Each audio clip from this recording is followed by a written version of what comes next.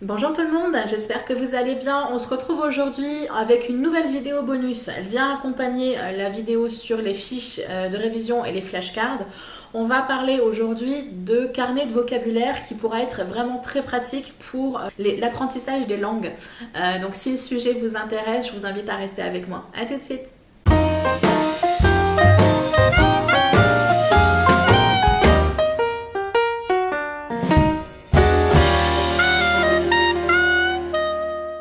Dans cette vidéo, on va aborder un sujet toujours de l'apprentissage, mais on va parler de l'apprentissage des langues étrangères.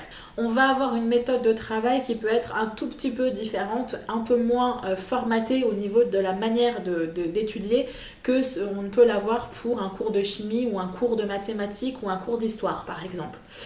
Quoique le cours d'histoire, ça peut être ludique en voyant des films aussi, mais bon. Au niveau de l'apprentissage des langues, je pense qu'on est quand même dans une période où Internet nous facilite énormément les choses et on peut facilement se retrouver confronté à une langue étrangère. L'anglais, bien entendu, mais on peut facilement aussi en s'abonnant à des personnes qui parlent en espagnol, par exemple, sur les réseaux sociaux, sur YouTube, etc. On peut tous les jours se retrouver confronté à une langue que l'on a à étudier. Et ça peut vraiment être quelque chose de très ludique et de très intéressant. Et vous pouvez du coup suivre vos séries en version originale, vos films, avec le sous-titrage bien entendu, au départ un petit filet de sécurité, ça fait pas de mal. Vous pouvez du coup essayer de suivre des personnes sur les réseaux sociaux, sur Instagram, sur Pinterest, sur Twitter, etc. Donc les personnes, elles, vont communiquer dans leur langue maternelle et vous allez vous retrouver confronté, vous, à devoir traduire les informations si effectivement ce que la personne partage vous intéresse. Évitez de vous mettre sur un youtubeur américain qui fait du gaming si vous n'aimez pas les jeux vidéo. Je vois pas trop l'intérêt pour vous. Donc essayez de trouver vraiment des sujets qui vous passionnent, qui vous intéressent et du coup essayez de trouver des acteurs des réseaux sociaux qui fonctionnent sur ces langues-là pour pouvoir vraiment vous imprégner de ces langues et vous retrouver confronté de manière régulière à ces langues-là. Mais ce qui est intéressant du coup aussi, c'est de garder en mémoire le vocabulaire que vous pouvez du coup apprendre ou sur lequel vous butez un petit peu. Et c'est là qu'entre en ligne de compte ce fameux cahier de vocabulaire dont je vous parlais dans les vidéos précédentes, qui est le sujet donc de cette vidéo. Je vais vous expliquer comment le mettre en pratique de manière très très simple. Et c'est un outil qui pourra vous accompagner tout au long de votre vie et pas que les personnes qui sont scolarisées ou qui sont en études. Moi personnellement, j'ai un petit carnet de vocabulaire qui m'accompagne tous les jours dans mon sac parce que étant sur les réseaux sociaux, suivant beaucoup de personnes américaines, j'ai parfois besoin d'apprendre certains mots parce que y a certains mots sur lesquels je bute.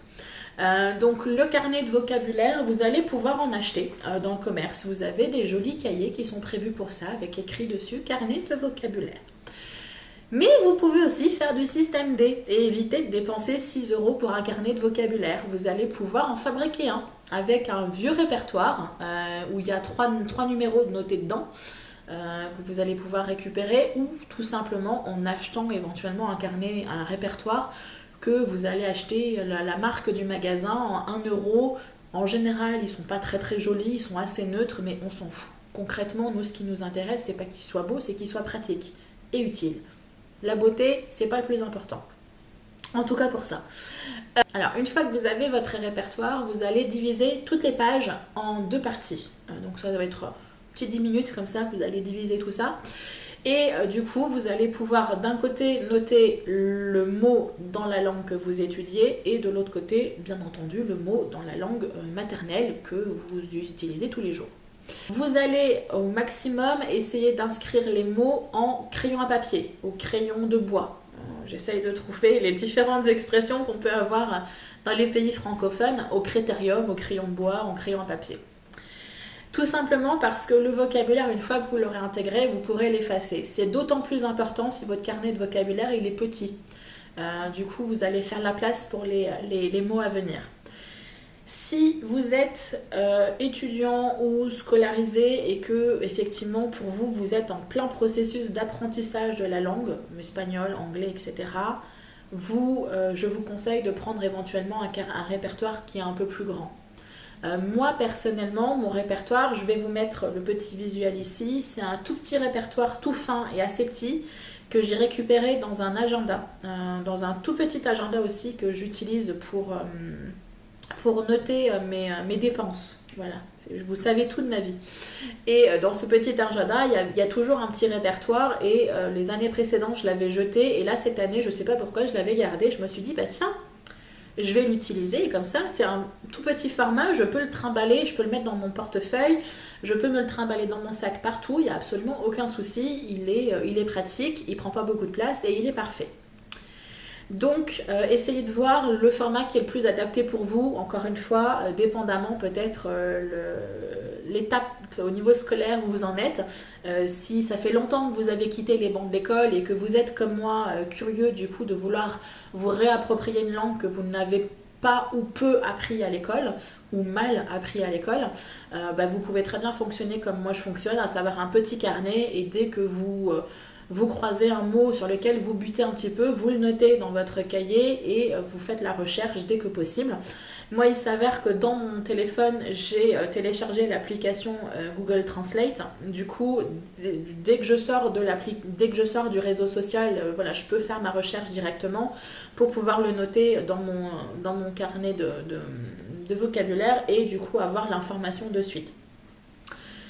Remplir votre carnet de vocabulaire, c'est pas tout, hein. Il est bien évident qu'à un moment donné, il va falloir que vous relisiez de temps en temps les informations. Alors vous pouvez les relire bilatéralement, c'est-à-dire qu'il y a des fois, vous allez relire le mot en anglais en essayant de trouver la définition en français. Et parfois, un peu plus tard, vous allez essayer de cacher les versions anglaises pour essayer de trouver, avec le mot français, essayer de trouver l'équivalent en anglais. Donc ça peut vraiment être intéressant de faire un travail, un processus d'apprentissage de cette manière. Moi personnellement, j'avoue que c'est quelque chose qui m'aide énormément parce que j'ai tendance à suivre sur YouTube, notamment sur Instagram, sur Pinterest, des personnes quasi que américaines.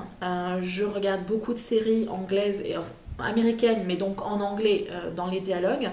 Donc je les regarde en version originale et je me rends compte que mon vocabulaire s'enrichit petit à petit, dans le sens où je suis en capacité maintenant de lire un texte sans forcément... alors je ne comprends pas forcément tous les mots, mais je comprends la grande majorité et du coup je peux en dégager l'idée générale. Et je me surprends parfois même en regardant mes séries américaines que je n'ai plus besoin de lire le sous-titrage. La conversation des acteurs se fait de manière totalement cristalline. Du coup, c'est vraiment gratifiant dans le sens où on se rend compte qu'on intègre petit à petit du vocabulaire et qu'on s'enrichit du coup de ce vocabulaire et de formules grammaticales, etc.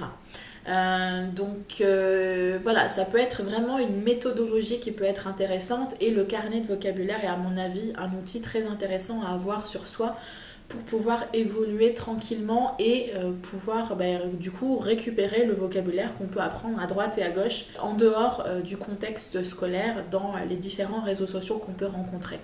Voilà, écoutez, j'en ai fini avec cette vidéo. Encore une fois, c'est une vidéo très très courte, mais je voulais vraiment la sortir du contexte des vidéos principales pour vraiment vous donner l'information et que vous puissiez vous créer ce petit outil d'apprentissage qui est assez sympa à utiliser et à avoir au quotidien. Je vous dis à très très bientôt et d'ici là, faites attention à vous. Bye bye.